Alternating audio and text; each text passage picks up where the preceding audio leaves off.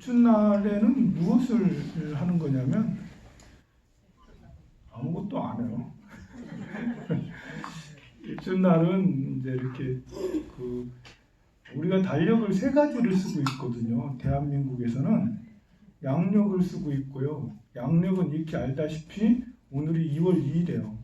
내가 오늘 2월 2일을 보면서 2020-0202이네. 2월 2일이 2020-0202 그래서 거꾸로 2020-0202 이렇게 가도 2020-0202 이러면서 아유, 날짜가 엄청 좋은 날이구나.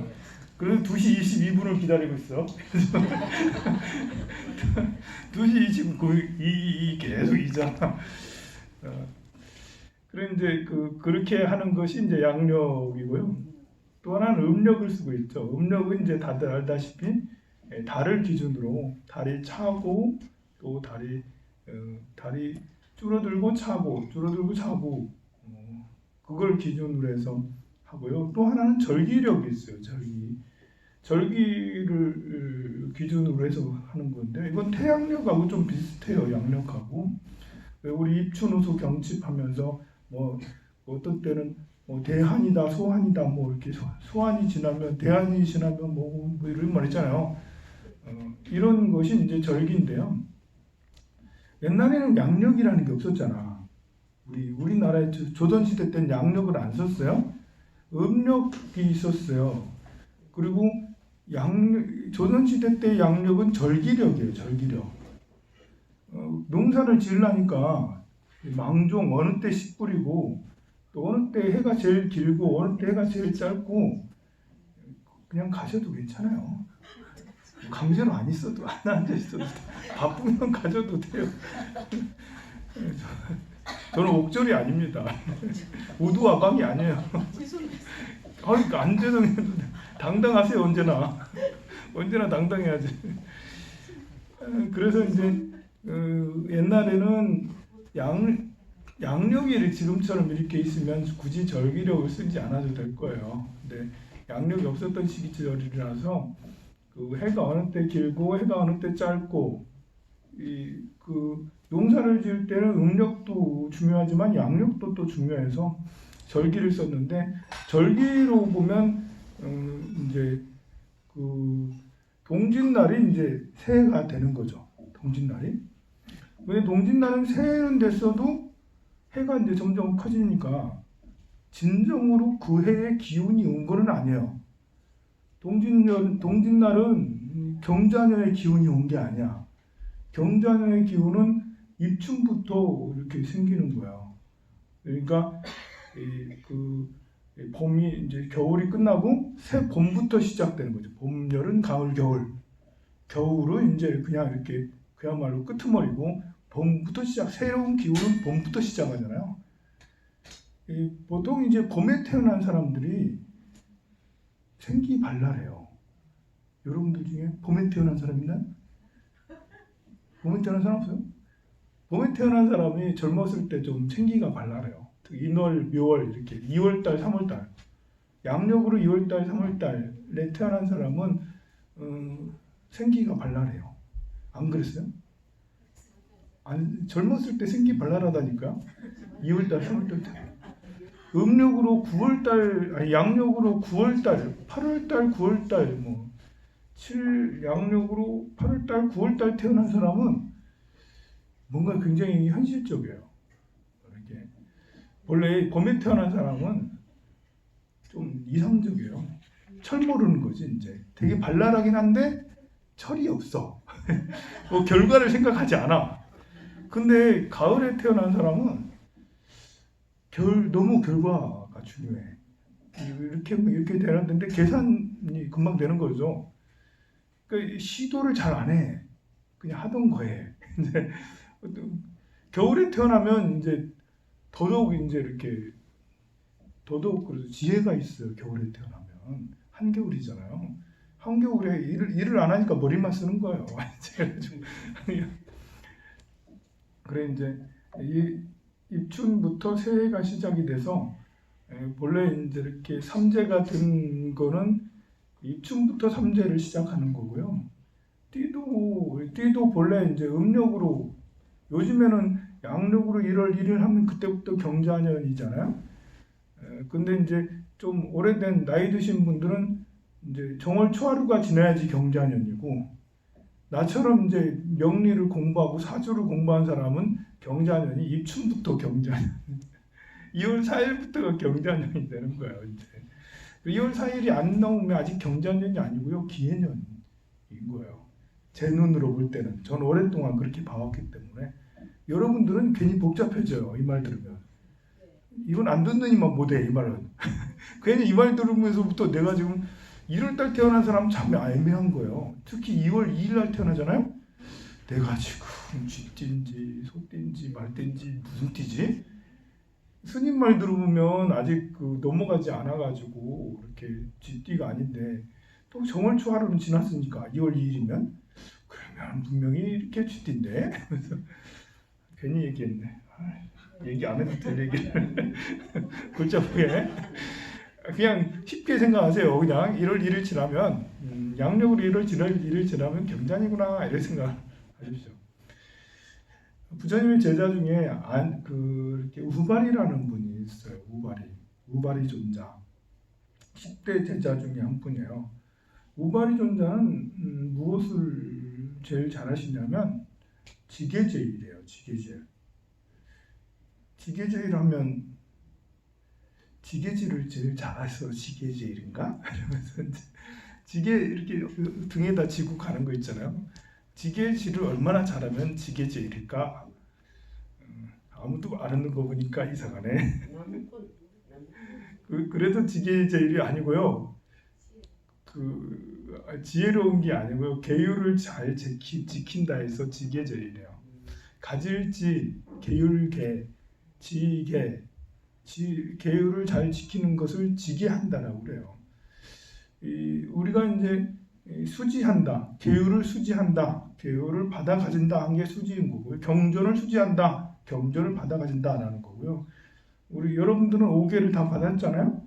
그럼 5개를 수지했다. 5개. 그래서 5개를 받들어 잘 지킨다는 것을 이제 지계라고 하는 거예요. 지계. 계율을 제일 잘 지키는 분인데요. 이렇게 10명의 제자 중에 특이하게 우발이 존자만 천민 출신이에요. 우발이 존자는 이발사인데요. 이발사가 수두라 계급에 속해요. 이렇게 이제 똥지게 치는 사람들, 뭐 물동이를 쥐고 이런 사람들, 또 이렇게 백정처럼 이제 소돼지를 잡는 사람들, 옷을 짚고 하는 사람들도 아마 그럴 거예요. 옷을 뭐 이렇게 재단을 하고 짚고 하는 사람들, 이런 사람들이 아마 이제 수두라에 다 들어가게 되는데, 수두라는 네 번째 계급, 사성 계급 중에 가장 낮은 계급이에요. 브라흐만이 가장 높은 계급이고, 크샤트리아가 두 번째 계급이고, 세 번째 계급이 바이샤, 평민이에요. 상인, 평민, 뭐 농민들. 마지막에 이제 종처럼 시키는 것만 하는 수두라인데요. 부처님은 누구나 다 출가를 하게 했어요. 사실 이거는 굉장히 이렇게 중요한 걸 수도 있는 거예요. 지금이야 이제 남녀 차별도 없고 빈부 귀천에 차별을 두지 않지만 만민은 법 앞에 평등하다고 헌법에서 제정을 해놨지만 당시에는 모두 다 불평등한 사회였으니까요. 왕이면 제일이고 그 밑에 평민들은 왕이 죽이면 그냥 아무것도 할 수 없었어요. 그냥 파리 목숨이었었어요. 왕 앞에서는. 그런데 이제 우리 유교만 보더라도 차별이 심하잖아요. 보면 유생들이 기득권이고 평민들은 사서삼경을 모른다는 이유로 또 출신이 그렇다는 이유로 이렇게 평민이나 천민이 됐었잖아요. 그리고 거의 대부분의 나라가 그런 차별을 두었을 때 부처님은 제자들이 출가하는 것에 이렇게 제한을 두지 않았어요. 천민도 출가를 하게 했는데요. 아누르타는 이발소 역할을 열심히 하고 있었어요. 그런데 이발소도 그냥 이발소가 아니고 대상자가 왕족들 이발사였던 거예요. 그러니까 좀 귀한 사람들, 귀족들 이발사를 전용으로 하시던 그런 분이 우발이 존재였는데, 이 우발의 존자가 이렇게 있는데 왕자들이, 그러니까 왕족들이, 왕의 사촌들이 6명, 7명이 때려 몰려와가지고 같이 수다 떨면서 머리를 깎고 그러는데 모두 다 이제 하는 말이, 내가 안으로다가 먼저 얘기했어. 저 부처님이 이곳에 오셨다는데 나 부처님한테 출가할래. 부처님 제자가 될래. 그 같이 온 바띠아가 이제 같이 하기로 했거든. 얘가 한다고 해서 얘 때문에 나도 하게 됐어. 그러자 이제 옆에 있는 다른 그 사촌들도, 왕족들도 같이 그래 나도 할까 이러면서, 우리 석가족에 이 위대한 성자가 나타났는데 그래도 체면이 있지, 석가족이 좀 많이 출가를 해야지 하면서 6명이 다 같이 출가하겠다라고 그렇게 이야기를 해요. 그러면서 이제 우바리가 이제 이 6명의 왕자들을 이렇게 모시고 그 어느 정도 숲까지 데리고 가고, 6명의 왕자들은 본인이 지니고 있던 폐물, 온몸에 이제 이렇게 두르고 있는 금은 부하들 있잖아요. 옷하고 이거를 숲 우바리에게 이렇게 주면서 이제 너 다 가지라고. 이거 다 우리 이제 필요 없다 하면서 다 가져 라고 하니까 우바리 존재가 계속 따라오면서 굉장히 고민을 많이 했어. 도대체 이 왕자들은 뭘까? 지금까지 같이 모시고 있었는데 참 좋은 분들인데, 이렇게 좋은 분들은 속세에 살면 이제 예쁜 마누라랑 또 잘난 아들 딸을 낳고 행복하게 살아갈 텐데, 도대체 이 왕자들은 그 행복한 길을 버리고 들어보니 사문이라는 게 탁발을 하고 나무 밑에서 자게 되고 평생 동안 결혼도 안 하고 자식도 낳지 않고, 도대체 이 왕자들은 왜 저런 길을 가는 걸까? 막 뒤에 따라가면서 이거 괜히 심각한 거예요 이제. 그리고 이제 가기 전에 자기한테 본인들이 두르고 있는 모든 폐물들을 주고 가네. 거기서 이제 멍하고 한 대 맞은 것처럼 멍하니 이렇게 있다가, 그래 나도 출가를 해야겠다 생각을 한 거죠. 나도 부처님 제자가 돼야겠다. 그래 결심하고 거기서 이제 그 나무에다가 이제 나무에다 받은 걸 다 걸쳐놓고 다른 사람이 가져가라 해놓고 막 뛰어가지고 왕자들한테 갔어. 아니 아니 주인님, 저도 같이 가면 안 될까요? 그래 왕자들이 듣기로 우리 석가모니 부처님은 차별을 하지 않는다더라. 그래 같이 가보자 해가지고 이제 니고르다 숲에 계신 부처님을 찾아갔어요. 부처님 전에 인사를 드리고 이렇게 이제 한꺼번에 왔잖아요. 부처님이 약간 고민하셔. 출가를 이제 한두 명이 한 게 아니라 수많은 사람이 하기 때문에 이 서열이라는 게 좀, 서열 아닌 서열이 좀 있어야 되거든요. 그래서 청소는 누가 하고 또 누구는 누구를 가르치고 제자가 되고, 제자들 중에서도 이제 선배가 있고 후배가 있고 하잖아요. 그거를 나이로 하지 않았어요. 왜냐면 이제 나이가 많아도 인재 출가할 수 있기 때문에. 그러면 뭘로 해야 되겠어요? 먼저 출가한 것이 더 중요하잖아. 얼마나 먼저 출가하느냐. 그게 선배잖아요. 보면 간호사를 30대 할 수도 있잖아.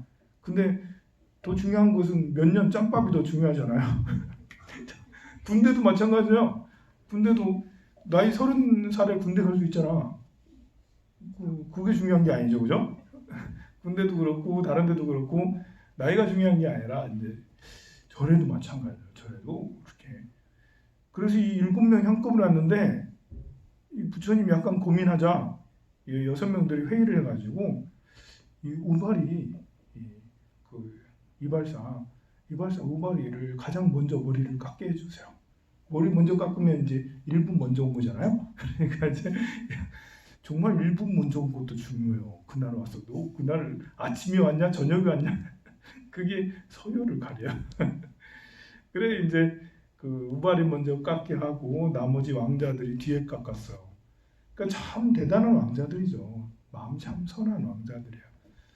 그래 이제 그 우발이 존자는 그렇게 이제 있다가 이렇게 그 다른 스님들이 다른 선배 스님이나 도반 스님들이 아란야에 가서 수행하는 것을 보고는 너무 부러워서 부처님한테 부처님 저도 아란야에 가서 수행하고 싶습니다 라고 그랬더니 부처님이 너는 아란야에 가서는 안 된다.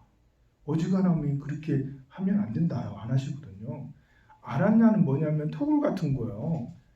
이렇게 수행처, 적정처라고 해가지고 따로 홀로 저 깊은 산중에 가가지고 나 혼자서 조용하게 수행하는 것을 아란야 수행이라는 거예요. 적정처에 가가지고 혼자 수행해.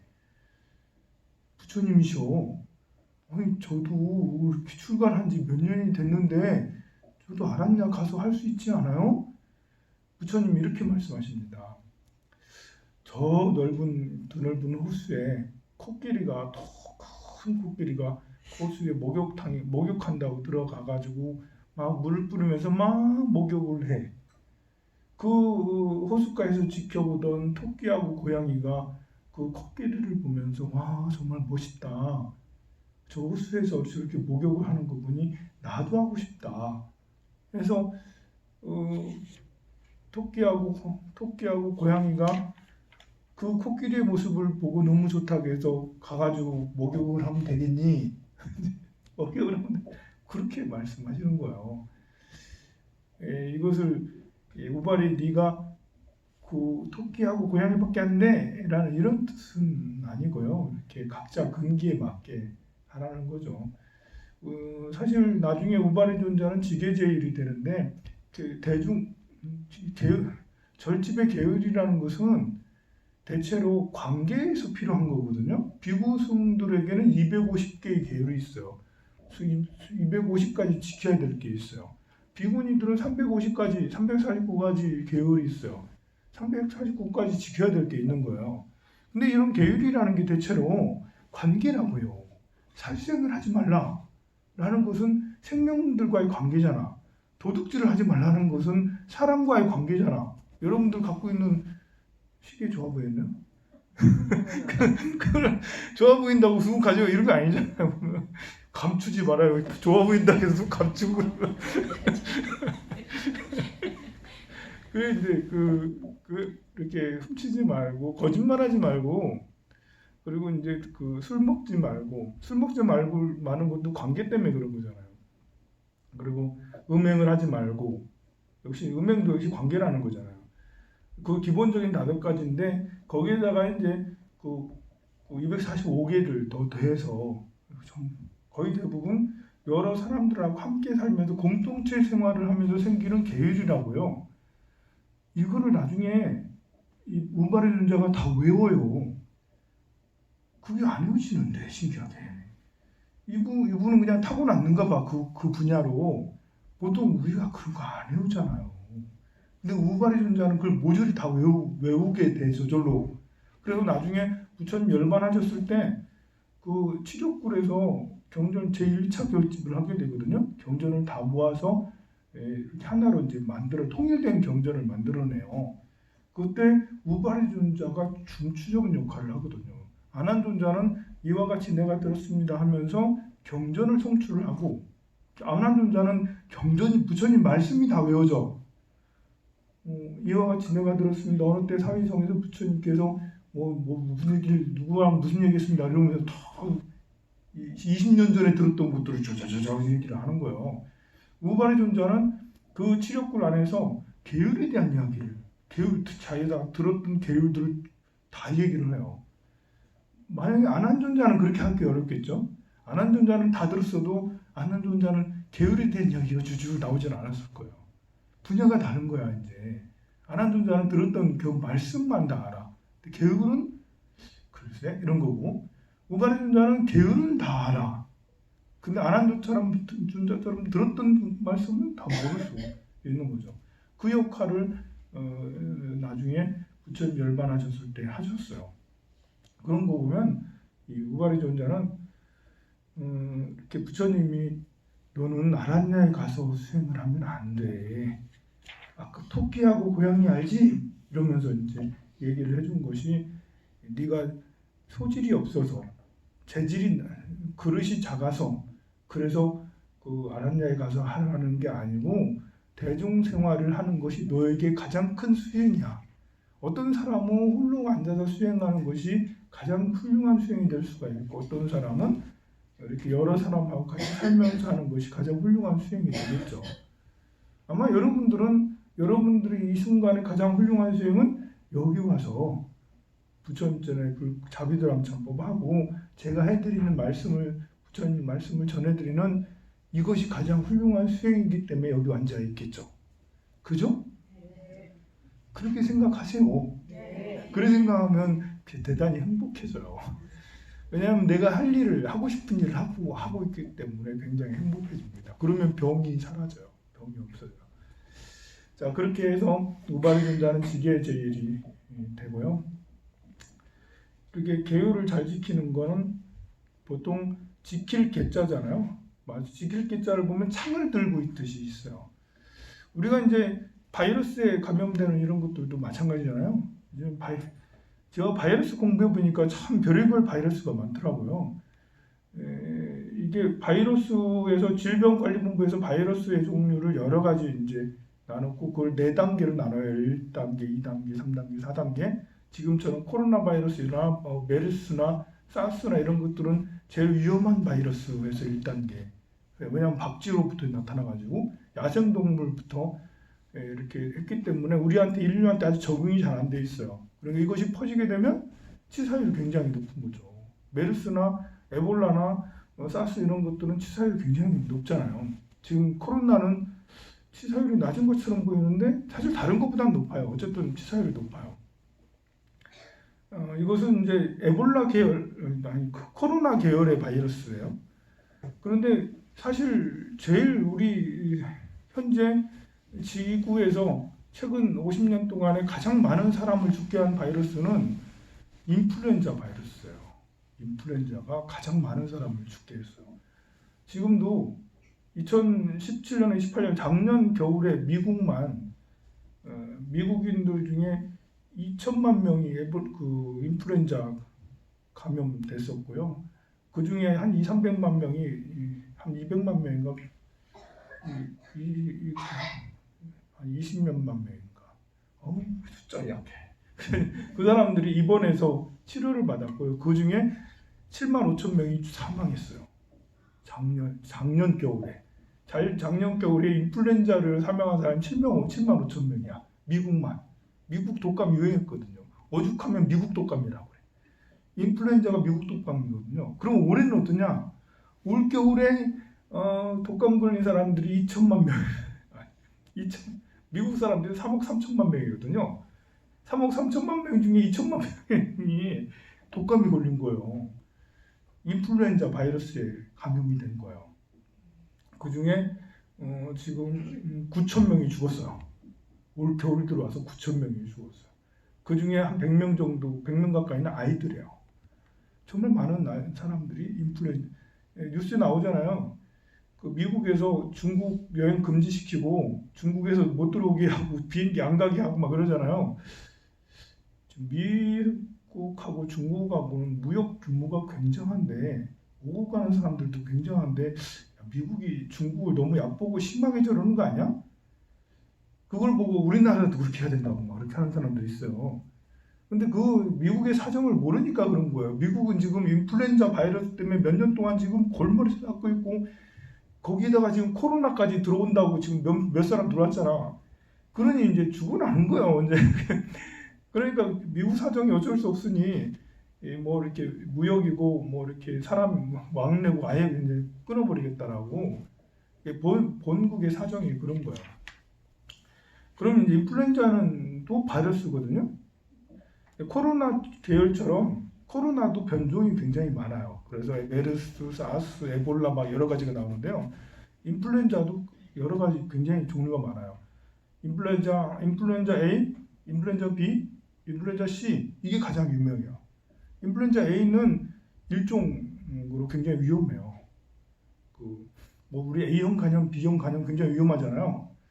간염도 모두 다 이거 바이러스입니다. 심지어 면역력 결핍증, 후천성 면역 결핍증, 에이즈도 이 바이러스거든요. 면역력을 결핍시켜, 그 바이러스에 들으면. 감기도 사실 바이러스 때문에 생기는 거죠. 근데 감기 바이러스는 수백 가지 종류가 있는데요. 좀 약해요. 그래서 이 바이러스가 이렇게 침투했다가 폐까지 들어가지는 않고 목까지 이렇게 들어가가지고 끌적끌적 하다가 한 일주일 지나서 이제 슬슬 나와가지고 이제 퇴치되는 거죠. 이거는 몸을 크게 손상시키지 않아, 이 정도는. 근데 인플루엔자 독감이라고 이제 번역을 했어요. 그냥 독감이라고 하면 안 되는데 사실 그냥 인플루엔자라고 부르는 게 나은데 이제 신종 플루 같은 게 인플루엔자 그런 거거든요. 인플루엔자 우리는 독감이라고 번역하면서 감기가 좀 더 심하면 독감이겠지. 그렇게 생각하잖아. 그죠? 그렇다고 해줘야죠. 근데 그게 아니에요. 감기하고 독감하고는 완전히 다르고요. 감기는 감기 바이러스 걸린 거고 독감은 인플루엔자 바이러스에 걸린 거예요. 우리가 인플루엔자 바이러스를 무섭게 생각하지 않아서 그런데 아까 말했잖아요. 이 전염성이 엄청 빠르니까 이제 이렇게 질병관리본부가 세계에서 제일 잘 돼 있는 나라가 미국이에요. 그런데 그 미국에서 수천만 명이, 2천만 명이 지금 인플루엔자 들어가지고 그 중에 9천 올해만 해도 9천 명이 죽었다잖아. 그 확산 속도 얼마나 빠르겠어요. 이거는 이제 이 인플루엔자는 그 감기 바이러스랑 달라서요. 이 안에 들어오면 이 바이러스가 쑥 들어오면 폐까지 쑥 이 안에까지 다 들어가요. 이 안에 들어가서 살아요. 원래 바이러스는 생명체를 하기는 좀 어렵고요. 본래 자기 혼자는 살 수가 없어. 그래가지고 어떻게 하냐면 이 안에 들어와서 안에 이게 몸이 숙주가 돼서 이 안에 들어가서 이제 이 안에 있는 단백질하고 결합을 해요. 단백질하고 결합해서 이제 생명을 유지하고 번식을 해. 이게 바이러스도 살고 싶은 거예요. 보면 바이러스도 생명인 거예요. 근데 혼자는 자체적으로 안 되니까 이 몸을 기반으로 해서 사람의 몸이든 동물의 몸이든 몸을 기반으로 해서 침투해서 거기는 단백질을 하고 화합해서 이제 거기 살고 번식을 막 하거든요. 번식을 어느 정도 하면 택택택 하면서 기침을 H 하잖아. 그럼 이제 침으로 이렇게 나가서 다른 사람 몸에 들어가서 그 안에서 또 번식을 하는. 그래서 전염이 되는 거죠. 그래서 또 다른데 번식하고 이게 번식력이 생명력이 아주 좋은 거죠. 근데 이것이 참 이제 위험한 게 감기 바이러스는 위에서 그냥 껄쩍껄쩍하고 나가는데 인플루엔자 바이러스는 뭐냐면 이 안에 쑥 들어가가지고 이 안에 있는 단백질 세포랑 이렇게 하면서 나 자신의 항체랑 막 싸우는 거야 이게. 그러면서 이 안에 있는 것들을 죽이는 거예요. 자기는 살고 우리 몸은 죽고 그래서 우리 폐 안에 있는 이런 것들이 다 손상이 되고 장기가 손상이 되는 거예요. 특히 이제 호흡기 질환이니까 폐 쪽에 있는 것들이 다 손상이 되는 거예요. 그래서 폐렴에 걸리는 거예요. 그냥 폐렴이. 그래서 폐렴으로 인플루엔자로 해서 했다가 나중에 죽기로는 폐렴으로 죽는 거죠. 이게 이제 인플루엔자고 그 중에 A가 제일 세고 그다음 B형, C형이 있는데요. 이것도 인플루엔자도 변종이 많아가지고 해마다 변종이 생긴대. 그래서 그때마다 맞는 게 어떤 때는 2개가 되고 3개가 되는 거예요. A형 인플루엔자를 맞았다고 해서 B형, C형 이제 인플루엔자 독감 안 걸릴 그런 게 없는 거예요. 그래서 요즘에는 A형, B형, C형까지 다 해서 이거 하나 맞으면 그것이 다 될 수 있는 독감 주사를 예방접종을 하는 거죠. 독감 예방접종 맞았나요? 네. 진짜 맞았어요? 네. 맞았어요. 네. 저도 아직 안 맞았어요. 몰랐어요. 나 이런 거 몰라. 요즘에 알았어요. 이게 중요한지. 왜 중요하냐면 나도 안 걸려야 되지만 내가 일단 걸리면 남에게 이게 전염되기가 아주 쉽다잖아요. 그래 남에게 전염되면 남에게 얼마나 피해를 많이 주는 거예요. 그리고 그러니까 독감 주사를 맞았는데 또 독감이 걸렸다. 이렇게 될 수도 있는 거예요. 왜냐하면 이게 모든 그 독감을 다 막는 게 아니니까요. 그리고 해마다 맞아야 돼요. 이게 유효기간이 한 6개월 정도밖에 안 돼요. 이 안에 들어가서 일단 균을 만드는데 6개월 지나면 이게 효험이 없어져요. 그래서 내년 되면 또 맞는데요. 그래도 걸릴 수 있다. 그런데 이런 경우 있어요. 맞았는데 그때부터 아프더라. 그때 맞았는데 아프더라 하잖아요. 맞아서 독감 걸린 거 아니야? 라고 하는데 독감이 아니고요. 몸살기예요, 몸살기. 예, 그 주사가 이 독감이 인플루엔자의 그러니까 이게 사실 센 거예요. 그래서 맞고 나서 약간 이제 부작용이 있을 수 있는데요. 그냥 이것은 독감이 아니고 약간 이제 이렇게 몸살이라 생각하고 잘 드세요. 잘 드세요. 그리고 독감에 안 걸리는 제일 훌륭한 방법은 뭐냐면 손을 자주 씻고 손을 얼굴에다 대면 안 돼요. 절대 손을 얼굴에다 대지 마세요. 손을 얼굴에다 뭐 간지러우면 휴지로 이렇게 하세요. 아니면 손을 씻고 나서 뭐 하세요. 의식적으로. 왜 이렇게 약국의 약사들은 감기 독감 잘 안 걸리잖아. 맨날 병자를 보는데 절대 손을 얼굴에다 대지 않는데. 마스크를 쓰는 것도 중요하지만 더 중요한 것은 손을 얼굴에다 대지 않는. 내가 여러분들을 살리는 방법은 내가 살려준 거예요. 이거. 생명의 은인 같지 않아요? 어서 빨리 가서 공양하세요. 빨리 가서 공양하세요. 지금 애들 법회를 해야 돼요.